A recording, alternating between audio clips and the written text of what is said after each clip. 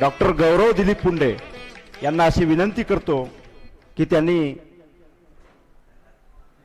Chest pain dilemma to diagnosis cardiac और non cardiac, chest pain dilemma to diagnosis cardiac और non cardiac, doctor Gaurav Dilip Punde sir यांना अशी विनंती करतो की त्यांनी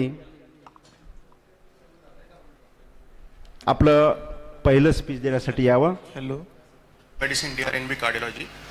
Recently joined at Bhagwati Multispeciality Hospital, Nanded as an Interventional Cardiologist. Today my topic of presentation is chest pain, dilemma to diagnosis, cardiac or non-cardiac. Later I will focus on cardiac problem. So without delay, let's begin to the topic. The important ones. The important ones you should not miss are myocardial infarction, pulmonary thromboembolism, pneumothorax, any pancreatic disease. These are the important ones. Along with that, you should know radiculopathies also, peptic ulcer disease, GERD, and esophageal perforations. So this is slide showing various causes of chest pain from ear lobule to umbilicus. So one should differentiate between cardiac chest pain and non-cardiac chest pain. So what is the difference between cardiac? Cardiac chest pain, patient will complain of severe chest tightness, squeezing type of chest pain will be there in the retrosternal part, and it is again aggravated with exertion. It releases with rest and nitrates. It lasts for 3 to 15 minutes, while it is very diffuse one. And non-cardiac chest pain, it is localized one. It is not diffuse. It will be stabbing or sharp chest pain, and it is not associated with exertion. So this is basic difference. This is a slide from American Heart Association. You can see this diagram nicely. This diagram suggests probability of ischemia. So these are the various descriptors of chest pain in cardiac, which includes under high risk and low risk. The high risk category are typically left dull lacking pain, which is radiating to your left shoulder, left arm, back, and it is retrosternal squeezing type. It comes under high risk category, that is red one. And low risk are right sided chest pain, then it is sharp, fleeting pain. This comes under low risk, that is green one. So nowadays, one should not use the term atypical angina. So as per new norms, one should use term cardiac or non-cardiac or possible cardiac. So this atypical chest pain term is now not used. So this is basic classification by Canadian Cardiovascular Society. It will help you to extract history during history taking during patient. There are 4 classes here. Class 1 is angina with heavy exertion. Class 2 is angina with moderate exertion. Class 3 is angina with less exertion, and class 4 is angina at rest. So you can easily assess the severity of angina based on this classification. So I'll focus now on myocardial infarction, cardiac problem. So what is myocardial infarction? Basically myocardial infarction is pathological condition due to blockage of coronary artery due to atherosclerosis or thrombus. So what is the ideal definition? This is the ideal definition as per 4th universal definition of myocardial infarction by American Heart Association. So there should be typically rise of biomarkers. Which are the biomarkers? Troponin I, along with at least one of the following. Means what? There should be ischemic symptoms, either ECG changes which is suggestive of myocardial infarction, that is new ST elevation or LBBB. Then comes development of pathological Q waves on the ECG. And 4th one is there should be presence of regional wall motion abnormality on 2D echo. Any of the either symptom along with your rise in troponin I suggests of myocardial infarction. So what are the causes? You all know the causes of the myocardial infarction. So basically dyslipidemia, diabetes, hypertension, chronic kidney disease, physical basic causes along with diet. Then comes your family history of premature coronary artery disease, age, and genetics. And depression is also one of the cause. So on right side you can see these are the modifiable one. On left side these are non-modifiable. So basically myocardial infarction, this nomenclature we use for our comfort. As per anatomic region we divide myocardial infarction into anterior, posterior, lateral, inferior. As per thickness of the ventricular wall we divide it into transmural, that is totally muscle wall is involved, or it is subendocardial, that is inner layer is involved only. And as per time duration, whether it is acute MI, evolving MI, or old MI. So between evolving and old MI, one should differentiate properly with the help of troponin I value, because changes are same on the ECG. If troponin I is elevated, that means it could be elevated, evolving MI. Again, symptoms of myocardial infarction just now we have described. So it is typically compressive squeezing type of diffuse chest pain which is radiates to your left shoulder, left arm, upper back, throat. Patient will also complain of breathing difficulty on exertion, which is also almost considered as an anginal equivalent. Then comes your profuse sweating and fatigue. Broadly, acute coronary syndrome, it is divided into three categories. First one is your STEMI, then comes non-STEMI, and then comes unstable angina. STEMI means what? The typical one, myocardial infarction. There should be ST elevation changes on the ECG in STEMI. Along with, there should be rise of troponin I. Non-STEMI means what? There should not be ST elevation on the ECG. There should be either ST depression or normal ECG. Along with, there should be rise in troponin I value. That comes under non-STEMI. And third one comes unstable angina. Unstable angina means what? There are changes on the ECG, but there are troponin value is normal. So this is atherosclerotic plaque you can see here. Over the years, lipid core accumulates in the coronary artery in the smooth muscles. As that plaque increases, at one point, that fibrous plaque will rupture and there will be acutely thrombus accumulation will be there and patient will be having myocardial infarction. So let's see the evaluation of myocardial infarction, how to evaluate. Basically, there are three ways to evaluate. First one is by blood investigation. Second, by with the help of your ECG. Third one, there are risk scores are available. So in blood investigation, along with regular blood investigation, you should see HS tropi value. So HS tropi means high sensitivity troponin I value. And in ECG, and then comes your risk scores. There are various risk scores are available. One is your heart score and Gray score. I'll come to those slides later. So let's see about HS tropi. These are the various cardiac biomarkers available right now. One is CPK-MB, cardiac troponin I, troponin T, and these are the lower ones and newer ones. But nowadays there are clear-cut indication from American Heart Association that if troponin I value is available, troponin I or troponin T, then one should not use CPK-MB. There is no need. So HS tropi, this is high sensitivity troponin I value. It is very useful for risk stratification of myocardial infarction. So this is quantitative one. If suppose patient comes with chest pain to your emergency room, then you should send HS tropi value. If value is less than 5 Ng per ml, then it comes low risk. If it comes between 5 to 120 Ng per ml, then it comes intermediate risk. And if it is more than 120, then it comes under high risk. High risk means there is likely of myocardial infarction. If it comes under intermediate risk, then you should send again serial HS tropi value after 4 to 6 hours. So you can closely observe those patients. And low risk patient we can discharge them home. So this is evidence from again AHA. There is no need of CPK-MB again. So what are the risk scores available nowadays? These are very useful scores in emergency room. One is heart score. Then comes your Gray score. Heart score is very useful whether to patient admit or discharge home. So heart score. In heart score, H stands for history. Then come A. A stands for age. Then comes your R. What are the risk factors? T comes for troponin I value, right?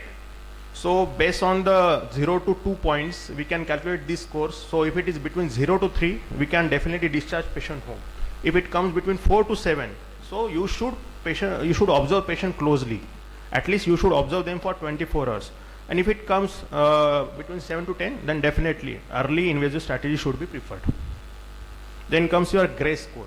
Gray score suggests the mortality, not the whether to admit or not. So these are the readily available risk scores in your mobile app also.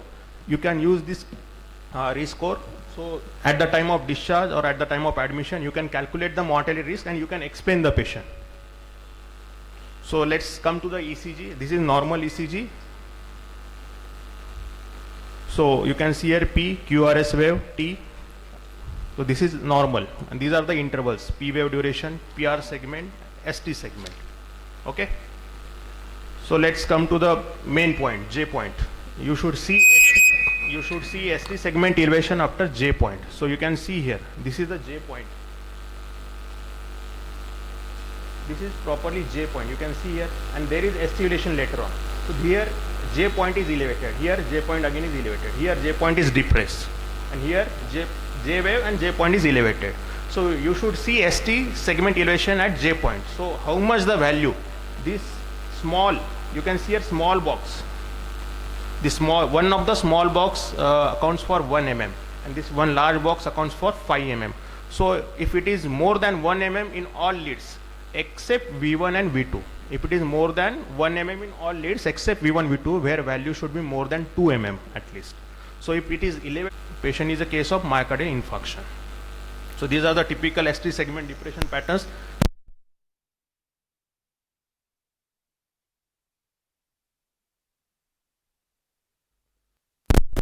Is likely having myocardial ischemia. This upsloping ST segment elevation, this is normally seen during physical exercise also, during TMT also. This pattern you can see, coving pattern. Suppose patient is on digoxin tablet. So this is hockey stick appearance. You can see here typically. So this is hockey stick appearance of ST segment.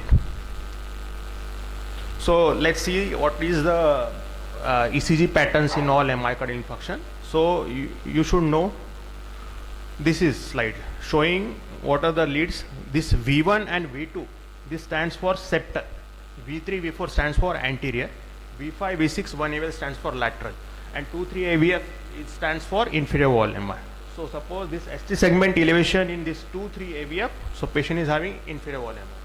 If patient is having ST segment elevation here in V1, V2, then patient is having septal involvement. If it is having 3 and 4 or V1 to V4, you can say anteroseptal. If it is present between V1 to V6, then patient is having anterior wall MI. This is pattern. So these are the various ECG for anterior SM. You can see this is high chair pattern. This is again tall T waves. Then comes your QRBB pattern.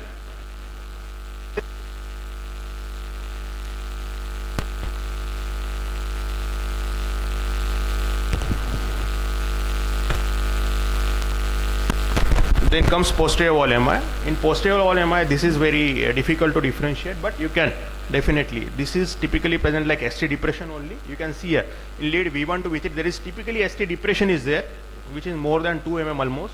Along with that, there should be preserve R wave and T wave here, upright T wave. So if you reverse this, you see there will be ST elevation. In basically that is lead 12. We use basically V1 to V6 only. If we apply that lead to posterior side, then patient will be having ST elevation.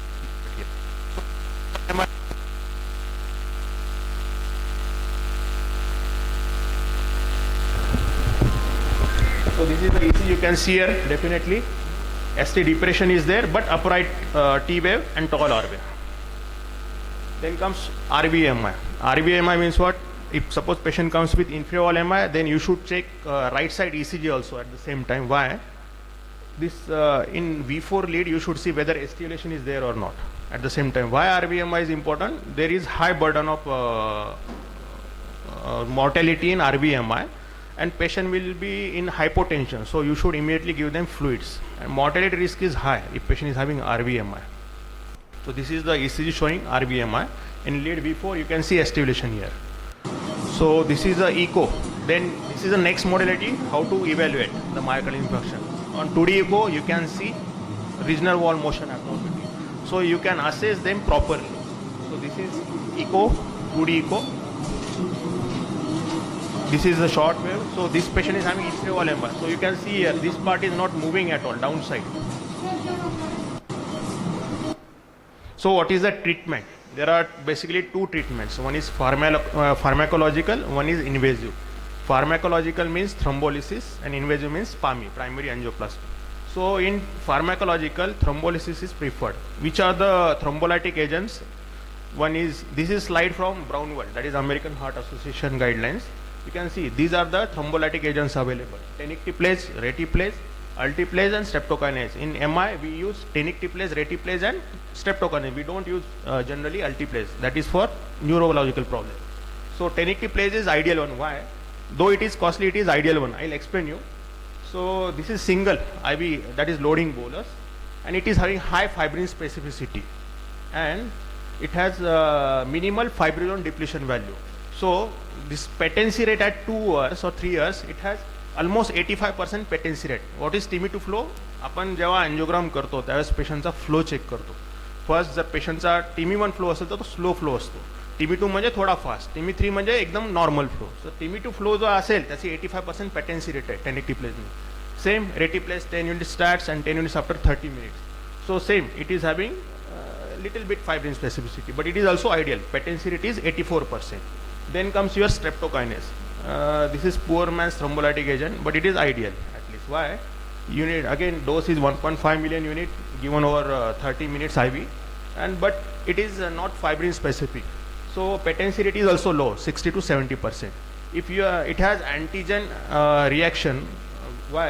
If you already जर तुम्ही जर streptokinase जर पहिले use केलं असेल पेशंटला 6 महिन्याच्या अगोदर, तर तुम्हाला 6 महिने ॲटलिस्ट वेट करावं लागतं.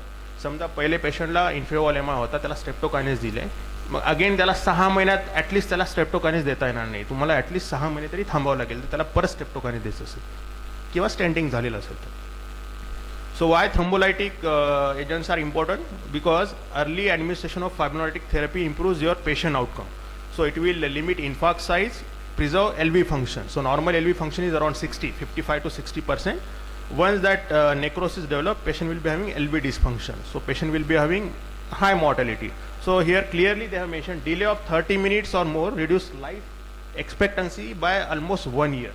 So minimizing the time delay improves mortality and morbidity. So in myocardial infarction in heart, two times are there. One is door to needle time and one is door to balloon time, which is preferred in PAMI. In door to needle time we use this for thrombolytic agents. It should be less than 30 minutes. समजा patient तुमच्याकडे आला, तुम्ही त्याला 30 मिनिट्सच्या जर थ्रोम्बोलायटिक agent दिलं तर patient will survive and will have maximum life expectancy. After 1 year you can give thrombolytic agent ideally up to 3 years, but as 3 years crosses मग त्याचा benefit कमी होत जातो. मग अशा पेशंटमध्ये आणि अशा टाईमला मग पामीचा रोल येतो त्यावेळेस. So what are the contra indication? You should know what are the contra indication for thrombolytic agent. At least absolute one. पेशंटला पहिले सर्जरी झाली नसलेली पाहिजे 3 महिन्यामध्ये, त्याला काही ब्लिडिंग रिस्क नसले पाहिजे, आयसी ब्लीड नसला पाहिजे किंवा त्याला इंजुरी नसली पाहिजे, आणि पेशंटचं बीपी जास्त असतं कामा नये. जर पेशंटचं बीपी 200 वगैरे असेल, त्याचं बीपी थोडं स्टेबल करून you can थ्रोम्बोलाइज immediately. At least 160 is fine, but 200 is not accepted. These are the relative contraindications. I will not read. These are the important ones. So this is treatment. Once patient comes with MI, these are the loading dosages of the pharmacological agents. These are the drugs: aspirin, clopidogrel, 300 mg stat, along with 325 mg of aspirin. These are different agents. Ticagrelor is there. You can see here. So let's see what is PAMI, primary angiography. This is the basic video. I will show you what is mean by angiography and angioplasty basically. Just see here. Heart ब्लॉकेजमुळे तुमच्या जीवनाची गती मंदावू शकते आणि जर त्यावर उपचार केले नाहीत तर ते प्राणघातक ठरू शकते. तज्ञांच्या देखभालीच्या साहाय्याने त्यावर मात करा. अँजिओप्लास्टी ही कमीत कमी छेद देऊन केलेली शस्त्रक्रिया असून त्याद्वारे रक्तवाहिन्यातील अडथळे दूर केले जातात आणि हृदयाकडे जाणारा रक्तप्रवाह सुधारतो. वैद्यकीय पूर्व इतिहासाबद्दलची सविस्तर माहिती द्या व त्याबरोबरच सध्या सुरू असलेल्या औषधांची माहिती द्या. शस्त्रक्रियेपूर्वी काही विशिष्ट औषधे, अन्नपदार्थ, द्रव पदार्थ घेण्यावर बंदी असू शकते. अँजिओप्लास्टी ज्यात तुमच्या जांघेत किंवा मनगटात एक छोटासा छेद करून त्यात एक कॅथेटर घातला जातो. त्यानंतर हा कॅथेटर वर सरकवत नेला जातो. हृदयाभोवतीच्या बाधित रक्तवाहिनीमध्ये पोहोचवला जातो. त्यात एक फुगा असतो जो फुगवल्यानंतर रक्तवाहिनीत साठलेले थर काढून टाकतो व रक्तवाहिनीत मोकळी जागा निर्माण करतो. सामान्यतः हे पुन्हा पुन्हा होऊ नये यासाठी एक स्टेंट बसवला जातो. रोगाच्या स्थितीनुसार काही दिवस हॉस्पिटलमध्ये राहावे लागू शकते. या शस्त्रक्रियेनंतर भरपूर पाणी प्या आणि वाहन चालवण्यासह इतर कोणत्याही श्रमदायक हालचाली टाळा. तुम्हाला एका आठवड्यानंतर तुमची नेहमीची कामे करता येऊ शकतील. तुमच्या डॉक्टरांनी दिलेल्या सूचनांचे आणि हृदयासाठी आरोग्यदायी असलेल्या जीवनशैलीचे पालन करा. अँजिओप्लास्टीमुळे प्राण वाचू शकतात आणि heart failure, stroke, peripheral artery disease सारख्या गुंतागुंतीच्या स्थिती टाळल्या जातात. त्याच्यामुळे मूत्रपिंडाचे कार्य आणि जीवनाची गुणवत्ता सुधारते. शस्त्रक्रियेच्या तुलनेत बरे होण्याची प्रक्रिया खूपच लवकर होते आणि हॉस्पिटलमध्ये कमी दिवस राहावे लागते, त्यामुळे ते कमी. ठीक आहे. So this is what is mean by angiography and angioplasty. I will show you one of my case. This is a PAMI case. You can see here patient is having inferior MI, ST elevation is there in lead 2-3 AVF. This is the video you can see here. This is a right coronary artery.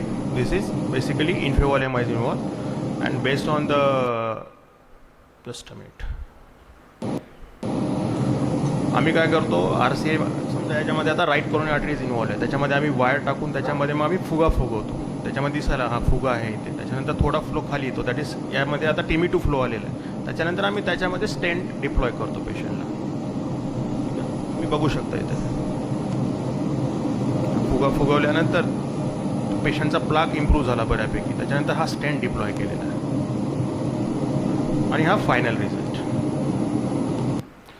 Okay, so what are the standard of care drugs for MI? Antiplatelet should be there in your drug chart. Beta blockers म्हणजे particularly metoprolol, carvedilol or bisoprolol. त्यानंतर statins म्हणजे आपले atorvastatin किंवा rosuvastatin. समजा पेशंटला LV dysfunction असेल किंवा BP असेल तर ACE इनिबिटर्स किंवा ARBs म्हणजे टेल्मिसाटन वगैरे. ACE इनिबिटर म्हणजे येतात रॅमिफिल वगैरे. त्याच्यानंतर अर्नी हे जर पेशंटला हार्ट फेलियरमध्ये असेल पेशंट तर these are the ideal drugs you should use definitely. पेशंटला ॲटलिस्ट फंक्शनल बेनिफिट त्यातून डेफिनेटली भेटतो. त्याची cost is the only issue right now. ARNI SGLT2 inhibitors are very costly, but if someone is affordable he should definitely prefer. Anticoagulant, this is again another entity. If patient is having atrial fibrillation, we add anticoagulant along with antiplatelets. So how to prevent? Prevention is very important. For smoking cessation, you should advise patient behavioral therapy along with de-addictions. So you can provide them nicotine tablets if patient is continuous chain smoker. You should prefer healthy diet. This DASH diet I have shown here, this is particularly for hypertension. DASH diet means what? Maximum inclusion of your fruits, vegetables in that, and low salt diet. So health is basically diet plus quiet. So next slide shows this is a healthy food pyramid. So at least what should include in your diet chart? 40% of the breads, then comes your cereals, and then comes your pasta. The 35% should be fruits and vegetables. Then comes your meats, 20% meat, eggs. Then comes fat and oil. So how to relieve stress? Stress management also very important. So stress management, word itself suggests everything. S stands for strength. Patient should be physically and mental strength. T stands for time management. Proper time management is very important. R stands for relaxation methods. You should prefer meditation or yoga. One should be easygoing. Then comes savings for future prevention. Then spirituality. Somehow or anyhow, you should prefer little bit of spirituality at least. And be happy always. These lines are very apt here. जो म्हणतात ना आपण दवा में कोई खुशी नहीं, खुशी जैसी दवा नहीं. This is very ideal here. Then comes exercise. What are the AHA guidelines? One should prefer 150 minutes of exercise per week. So daily 35 to 40 minutes of week, 40 minutes of exercise should be preferred daily. And that is 5 days a week. आणि आपलं हृदय हे आईच्या कुशीपासून सारखं धावत राहतं, तर आपण definitely त्याच्यासाठी 35 ते 40 मिनिट डेलीच धावलं पाहिजे असं माझं म्हणणं आहे. Then comes KYC. मी काही बँकिंग पर्सन नाही आहे. KYC means know your counts. Know your counts means what? One comes your sugar, then comes your heart rate, BP, cholesterol and weight. This should be in ideal condition and you should check them in periodically, at least 4 or 6 monthly you should check them. In nutshell, you should follow A to Z for life. This A stands for anxiety. So you should be anxiety free. B for bottle free, that is alcohol free. C stands for cigarette free. Then comes D. You should avoid junk foods, fried items. You should prefer healthy diet. One should be easygoing. And friend. आपण जेवढे जास्त फ्रेंडच्या सानिध्यात राहतो तेवढे आपण जास्त खुश राहतो. त्याच्यामुळे you should be in the friend circle.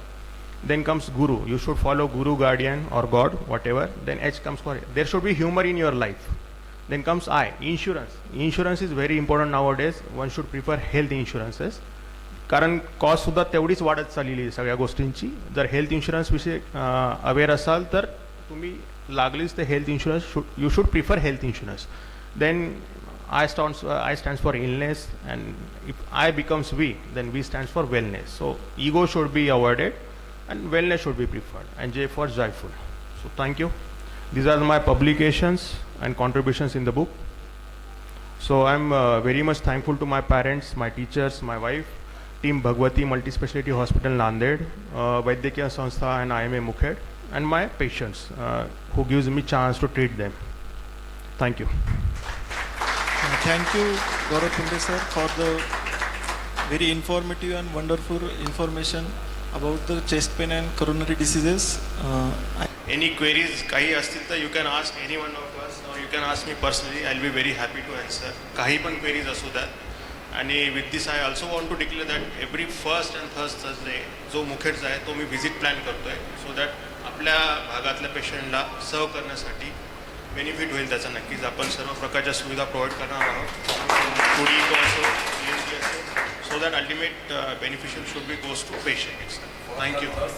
First and third Thursday गुरुवार